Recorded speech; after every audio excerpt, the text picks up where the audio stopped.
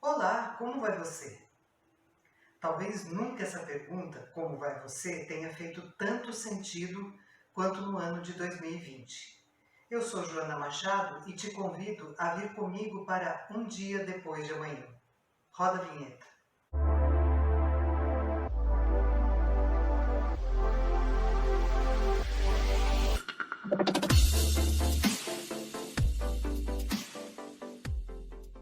Em 2020, tivemos contato com o termo pandemia.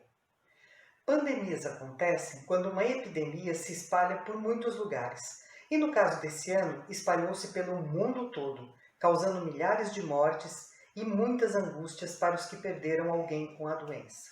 O Brasil, país que tem aproximadamente 3% da população mundial, infelizmente já ultrapassou a marca de 15% do total de mortes do planeta e é também o campeão de mortes entre gestantes e profissionais de saúde, registrados oficialmente. Contudo, não são só as mortes que modificaram a vida dos brasileiros, e também do resto do mundo. As contingências necessárias para atravessar o período de isolamento causaram impactos econômicos e fizeram com que as pessoas tivessem que repensar seus padrões de comportamento, formas de trabalhar, estudar e de se divertir. Dessa forma, isolamos 4 áreas de interesse e hoje vamos conversar com especialistas nessas áreas, que vão nos falar um pouco sobre os impactos e desafios com os quais temos lidado e suas percepções sobre os reflexos futuros. As áreas escolhidas foram economia, saúde, educação e entretenimento. Sobre economia, Rebeca Ferreira entrevista a economista Clarice Castro. É com você, Rebeca. Convidamos a economista Clarice Castro para falar sobre um assunto polêmico, mas muito citado em todas as conversas em 2020, a economia pós-Covid. Então, Clarice, quais serão os setores mais afetados durante a pandemia? Olá! Bem, essa é uma pergunta muito importante. São poucos os setores que não vão ser afetados pela pandemia, né? A grande maioria, como comércio, serviços, indústria e transporte, sofreram perdas enormes. É uma situação bem complicada mesmo. Quais consequências nós já estamos vivendo nesse período? Vendo a situação desses setores afetados, o Banco Central fez o chamado teste de estresse, que é quando eles coletam informações de várias empresas para ter uma dimensão melhor do estrago. Esse teste concluiu que essas empresas entrariam em default, que é basicamente quando elas não conseguem pagar seus credores e precisam aí manter uma reserva de 395 bilhões em casos de perdas. De fato, toda essa questão vira uma bola de neve. A forma como o governo cuidou do auxílio emergencial foi muito criticada. Desde que surgiu esse assunto, houve muitas controvérsias em relação ao valor que seria pago. Por exemplo, nos Estados Unidos, o valor pago é de US$ 1.200 por solicitante. E aqui no Brasil, o valor é bem mais baixo. Não, realmente, comparando o auxílio emergencial dos Estados Unidos com o auxílio emergencial brasileiro, que é de R$ 600, a gente percebe que é um valor inferior. Mas a gente precisa analisar a situação do Brasil como um todo. O país estava lutando para sair de uma crise e não estava pronto para entrar em outra. O valor não supre a necessidade da grande maioria, mas a necessidade do governo é obrigação do governo manter a estabilidade populacional. Esse é um momento de muita vulnerabilidade mesmo. O que isso implica para os consumidores comuns? Para os consumidores comuns, todos esses números analisados implicam em um poder aquisitivo de compra menor que o esperado, né? Com essas empresas sofrendo essa perda de 900 bilhões, menos dinheiro é aplicado na economia, assim o capital de giro é menor. Isso impossibilita o comércio de vários setores e faz com que vários empregados sejam demitidos, gerando um processo acumulativo que sempre prejudica quem não tem ou tem menos dinheiro. Em diversas áreas, como por exemplo no entretenimento, nós vimos que no começo da pandemia foi arrecadado cerca de 17 milhões em doações. E isso nos dá uma perspectiva de esperança para o futuro. Você acha que na economia isso é diferente? Sim, é bem diferente, porque no setor da economia a gente não depende só da população se solidarizar e ajudar. A gente depende também de governantes, de investimentos e de outros países. A gente percebe que a área das vendas online se tornou muito próspera e é uma forma de manter a esperança, né? O setor alimentício também permaneceu forte e com isso, empresas que já eram extremamente ricas conseguiram atingir ainda mais a população. A conclusão que a gente se tem analisando tudo isso é que a gente vai passar por mais uma crise que vai ser extremamente complicada. A situação das vendas online se tornou realmente muito importante. Nós podemos perceber que várias pessoas foram para essa área devido à redução de gastos, como por exemplo armazenamento e funcionários. Contudo, uma grande crise se aproxima e isso você deixou bem claro. Sim. Vai ser muito importante a reorganização de prioridades, já que a gente sabe que a sociedade vai sair com alguns traumas.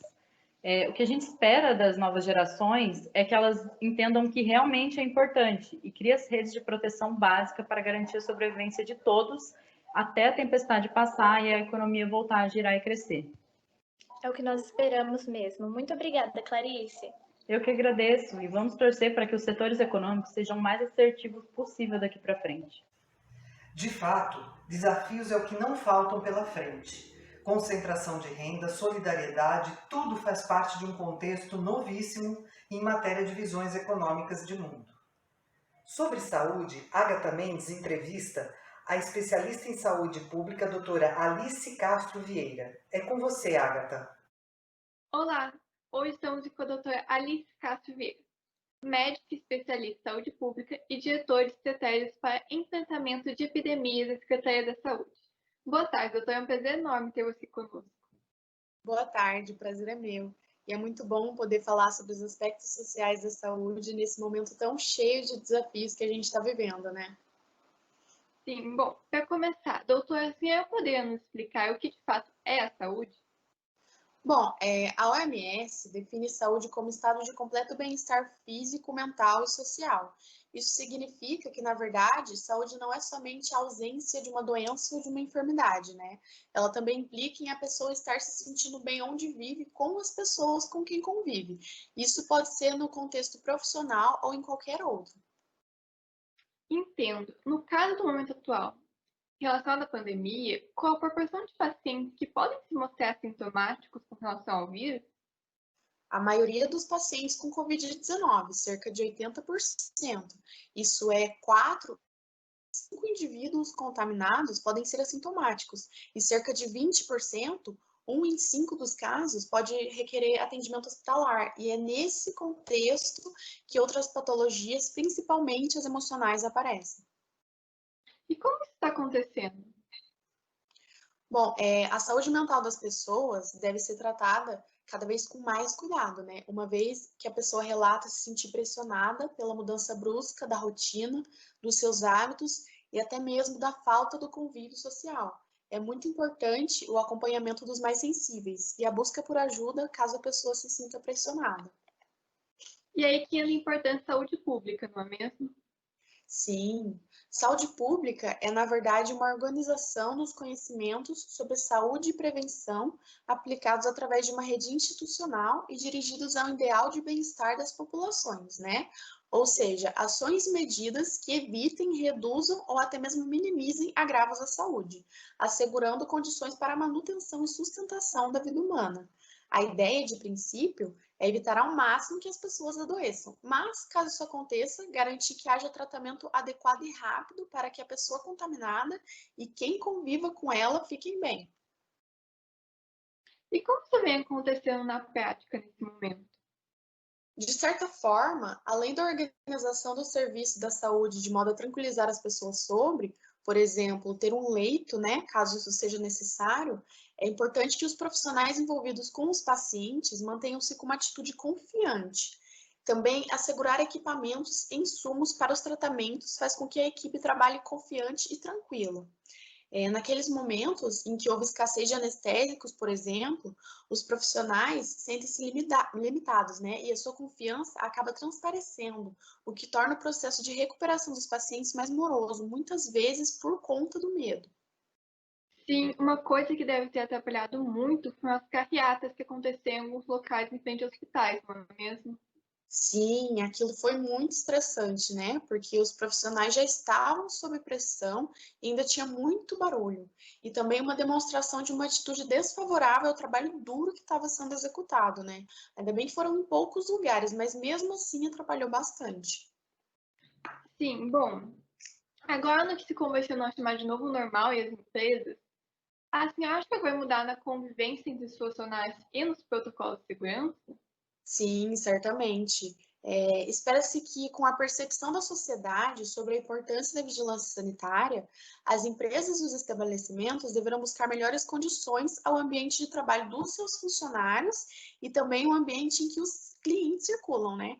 Devido à própria percepção dessa necessidade pelas comunidades empresariais.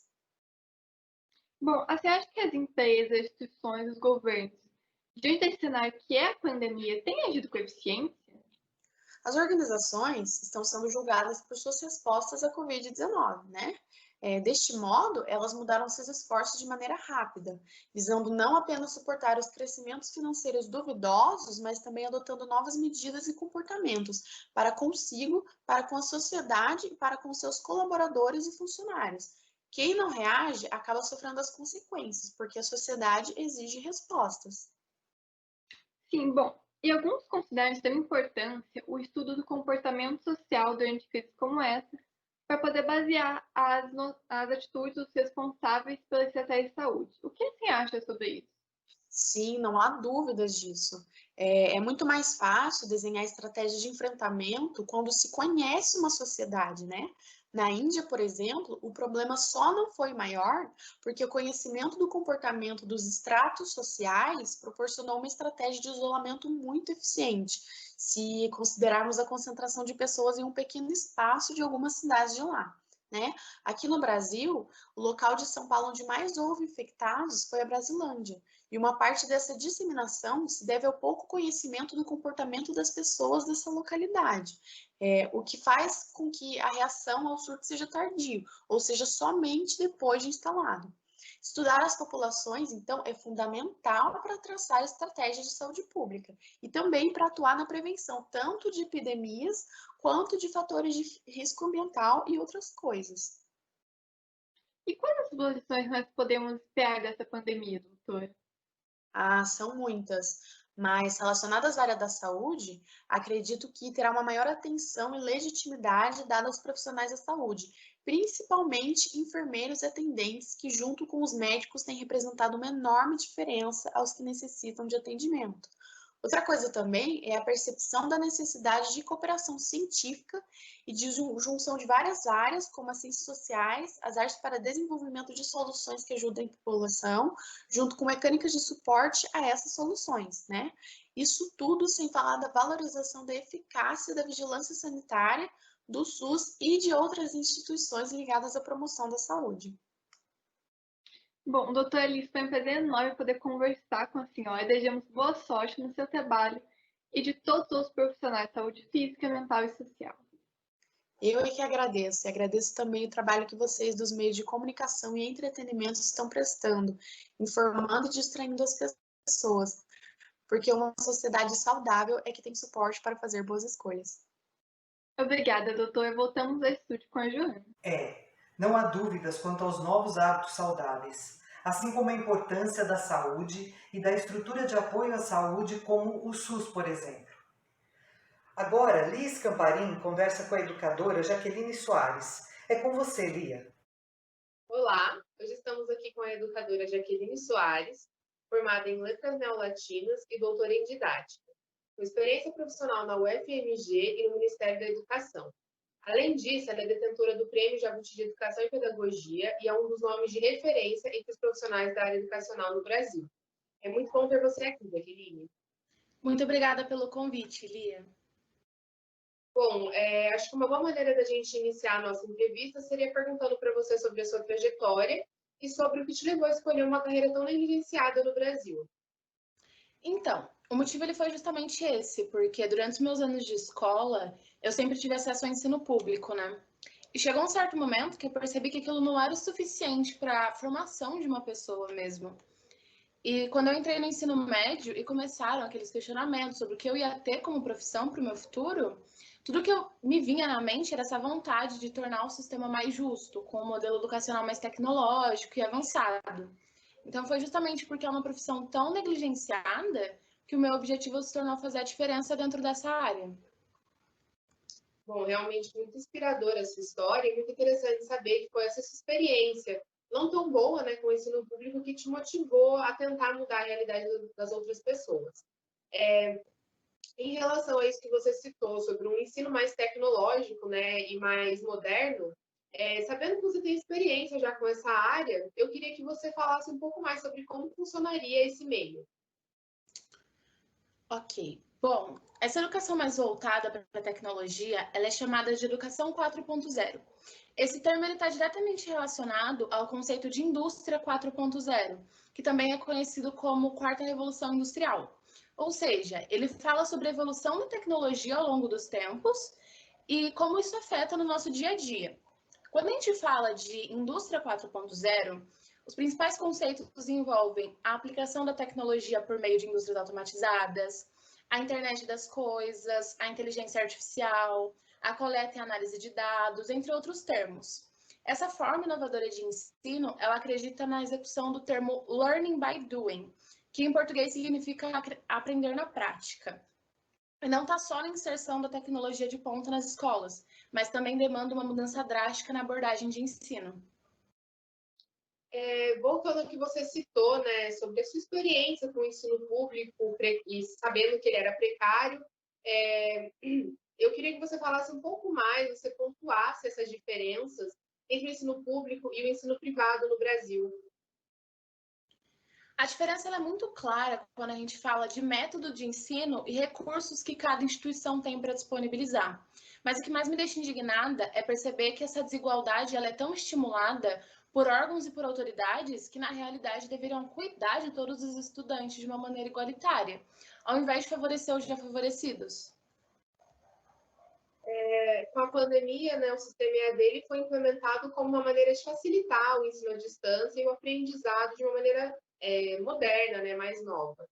Eu queria saber o que você acha que mais prejudicou os estudantes com essa nova ferramenta e qual a faixa etária que encontrou mais dificuldade para conseguir se adaptar e compreender esse novo método.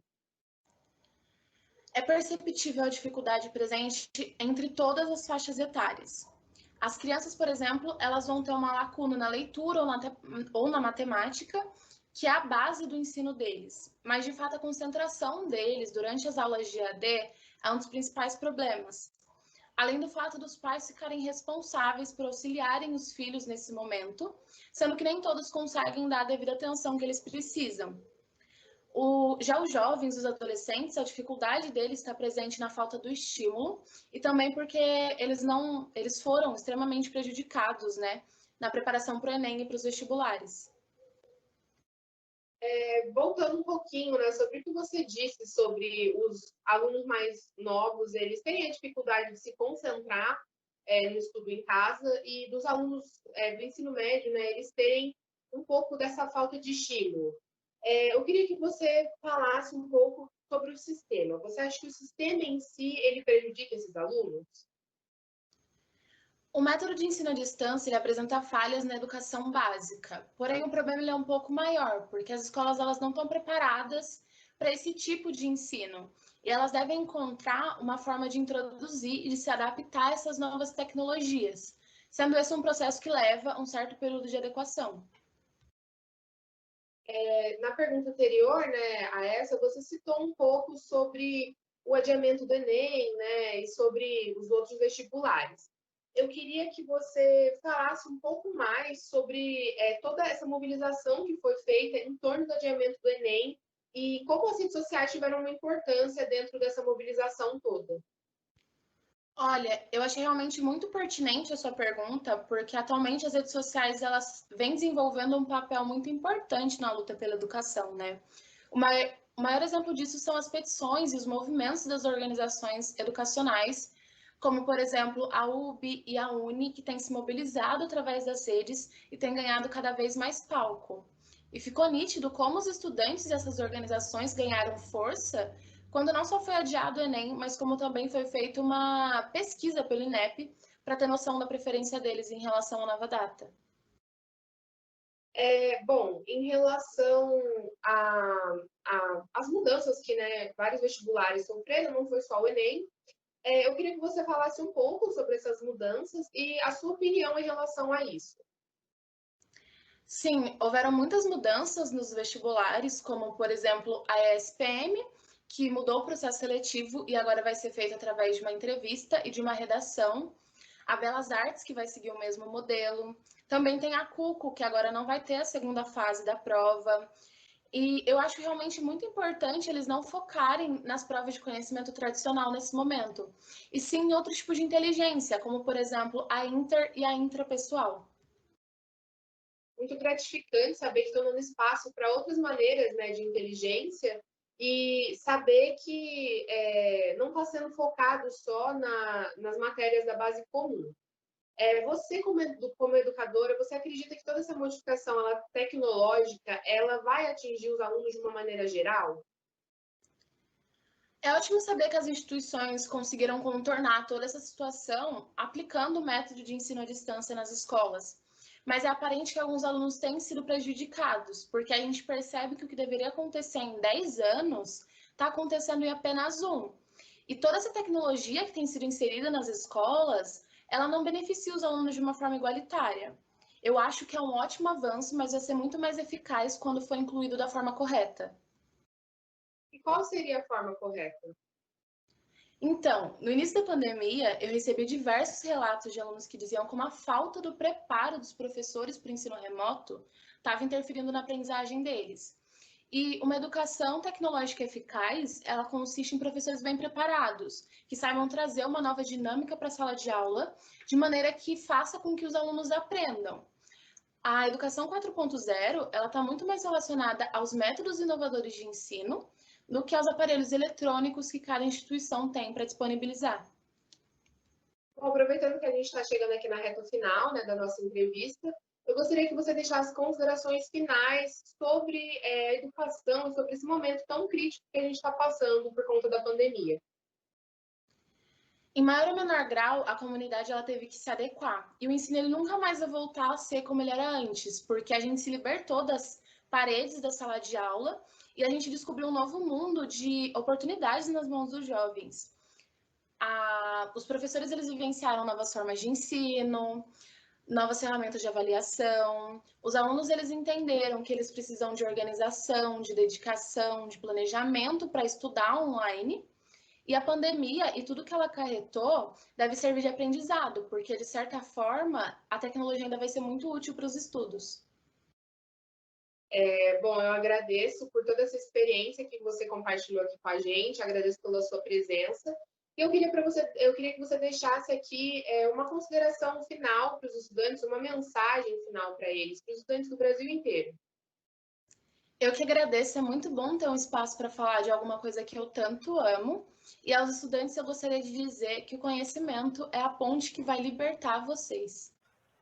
Aprender a aprender de outras formas, modificações em condutas que levariam décadas e aceleraram-se para dias. Não há como não refletir sobre os novos rumos da educação. E por fim, Thalita Bezerra entrevista a atriz e produtora Gabriela Fernandes. É com você, Thalita. Conversa agora com a atriz e produtora Gabriela Fernandes. Bem-vinda, Gabi. Agradeço o convite, Thalita. É um prazer estar aqui. Conta um pouco mais pra gente sobre a sua trajetória. Bom, eu trabalho há 15 anos como atriz, mas eu já atuei como cineasta, escritora, eu trabalhei como apresentadora, fiz dublagens, trabalhei como roteirista e como diretora teatral. De fato, estou conversando com um grande nome do entretenimento. Eu imagino que deve estar sendo muito difícil, né, para você estar distante do palco e de toda a emoção que a arte nos traz. Com certeza, é muito complicado estar longe e ainda mais ver amigos que não têm contrato terem que ficar sem trabalhar nesse momento. É muito difícil artistas pequenos e artistas que trabalham em eventos terem visibilidade nesse tempo de pandemia, né? E eu me pergunto como que está sendo para eles, como eles estão dando um jeito de trabalhar assim. Bom, de uma forma geral, no nosso país, artistas pequenos tendem sempre a ter pouca visibilidade de pessoas de fora do meio. Por exemplo, no teatro, tirando grupos de artistas famosos, ele tende a ser visto somente por outros artistas. Quando você é um artista desconhecido, costuma não chamar a atenção e o interesse do público. E eu percebo que muitos desses artistas pequenos agora estão recorrendo às lives Isso mostra que eles precisam da divulgação e do interesse de outras pessoas para que o trabalho deles seja visto. E é muito importante apoiar esses artistas pequenos, mas as pessoas têm muito pensamento de o que é desconhecido é ruim, é inferior. Isso não é verdade, porque os artistas de hoje, que são grandes artistas, também já foram pequenos e desconhecidos. De fato, a arte é muito desvalorizada, algo tão consumido, mas com pouco valor aqui. E com a sua experiência em diversas áreas da arte, né? Como que você acredita que o cenário de entretenimento ele acabou sendo beneficiado, muito prejudicado? Qual que é a sua opinião? Então, Thalita, muitos amigos meus do ramo viram na quarentena um momento impossível para o cenário do entretenimento fluir e funcionar, por conta das pessoas não poderem sair de casa, para ir no teatro, em shows, no cinema. Na minha opinião, esse é o momento de novos aprendizados e de novos jeitos para o entretenimento para frente. As lives, por exemplo, mesmo que eu pense que não funcionaria comigo, é um modo inovador que os artistas se apresentam sem precisar que o público saia de casa e sem precisar que eles saiam de casa. E as buscas por vídeos ao vivo cresceram muito no Brasil e isso mostra que elas estão sim sendo ótimas saídas para os artistas se apresentarem com segurança. Eu particularmente achei que eu não ia me adaptar com essas mudanças e o cenário que estava nos parecer realmente assim impossível.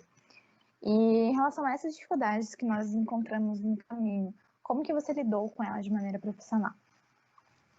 Realmente a gente encontrou muitas dificuldades, mas para mim a maior delas foi não poder gravar.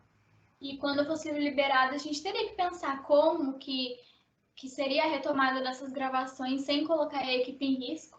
E a resolução disso foi aceitar que por um bom tempo não iríamos gravar mais. Aqui também nós ficamos apreensivos com as gravações, que jeito nós daríamos, e aqui estamos, né?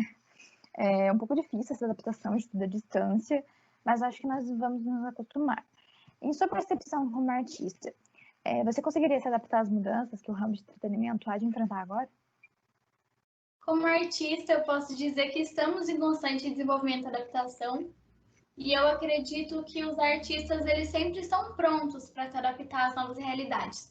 Por mais difícil que seja, nós sempre vamos arrumar um jeito de nos encaixar conforme for preciso. E eu, particularmente, sou uma pessoa que preza pelo tradicional. Eu não acho que eu iria me encaixar tão bem assim nesse novo modo de entreter as pessoas.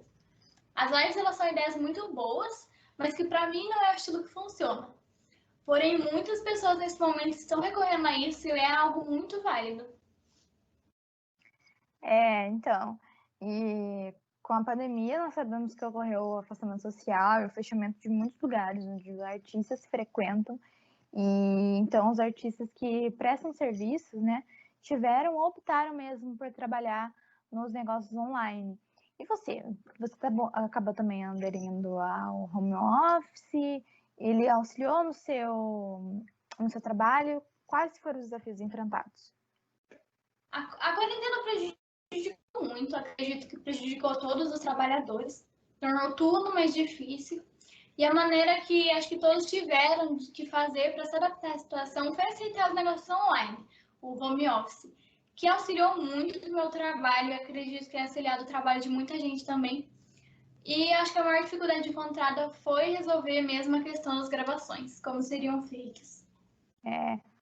Com o home office, nós não temos mais toda aquela equipe por trás, e nós nos viramos assim, meio que sozinhos, né? Uhum. E com a sua experiência, com o contato que você tem com as pessoas, você acredita que os profissionais que trabalham nos bastidores conseguiram dar um jeito de sobreviver e continuar trabalhando? Eu conheço muitas pessoas dessa área e elas me falam que não está sendo nada fácil sobreviver diante dessa quarentena, porque elas não conseguem tirar sustento da área no momento. E o governo também não contribuiu em nada para ajudar os trabalhadores desse ramo. Então eles tiveram que recorrer a projetos sociais que ajudam artistas, profissionais do entretenimento, por exemplo, o Fundo Marlene Collet, ou tiveram que trabalhar em outras áreas. E em relação, por exemplo, aos profissionais liberais, os músicos, os fotógrafos, Como que você acha que eles estão vivendo nesse tempo de pandemia? Como que você acha que eles estão se virando sem terem um trabalho, sem terem um salário, né, fixo, por não serem contratados de uma empresa específica? Então, eu acho que esses profissionais liberais, eles tiveram que sobreviver apenas do auxílio emergencial, com muita dificuldade.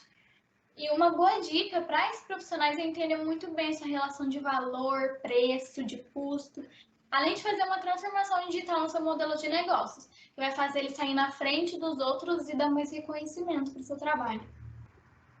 E você, com toda a sua experiência, com toda a sua vivência, você tem algum recado para dar para quem começou a trabalhar no entretenimento e já está enfrentando essa dificuldade por conta da pandemia? Eles devem desistir agora, esperar passar? O que você acha que eles devem fazer?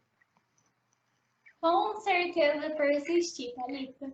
O sucesso ele nunca vem fácil, ainda mais agora que tudo parece muito distante, muito difícil de alcançar, mas sempre vale a pena. E talvez se você desistir agora, nunca sinta o prazer do reconhecimento do seu trabalho, do seu talento. E há muitas coisas novas surgindo, muitas tecnologias que nos ajudam a ficar perto do público. E é claro que não vai ser fácil, mas a transição do cinema mudo para o cinema falado também não foi, da TV preto e branco para a TV colorida. Assim como os períodos de censura do pós-guerra foram difíceis, o que a gente tem que entender é que é na arte que as pessoas se apoiam, se expressam. E é por isso, com esse foco, que a gente consegue superar qualquer coisa. Com certeza. Muito obrigada pela conversa, Gabi. Foi muito gostosa. E eu espero te ver mais vezes. Eu que agradeço, Thalita. Eu desejo boa sorte ao recomeço de todos que estão nos assistindo. De fato, foram muitas novidades e infinitas possibilidades. No entanto, mesmo com todos os atropelos e novidades que temos tido que lidar, 2020 nos ensinou várias lições, aqueceu alguns setores do comércio e fez com que educadores buscassem novas formas de atingir os seus objetivos com seus educandos. Na saúde, houve uma valorização dos profissionais e aumentou a procura por vacinas. As pessoas passaram a se preocupar com a sua própria condição de saúde. No que diz respeito a como nos divertimos, percebemos que os locais nem sempre são seguros, que é necessário também criar uma teia de proteção social aos profissionais do entretenimento, que nos ajudaram tanto a espairecer durante a quarentena. Na verdade, o que nós todos desejamos é que 2020 tenha aberto nas pessoas uma percepção da necessidade de cuidar do outro, da necessidade de ser e não de ter. E é por isso que desejamos que tudo isso comece com um maravilhoso 2021 para todos e convidamos você a vir conosco para aproveitar todos os dias depois de amanhã.